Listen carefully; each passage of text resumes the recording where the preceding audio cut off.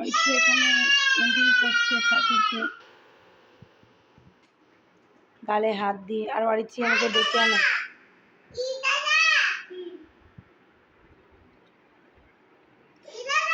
তুমি কি বলছো? কি বলছো? কি বলছো দাদাভাইকে?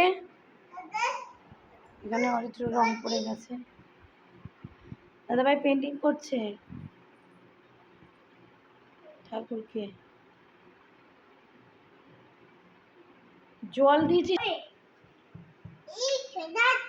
একটা ড্রয়িং করেছে অরিত্র, সুন্দর হয়েছে। বেবি, দাদাভাই কি করছে?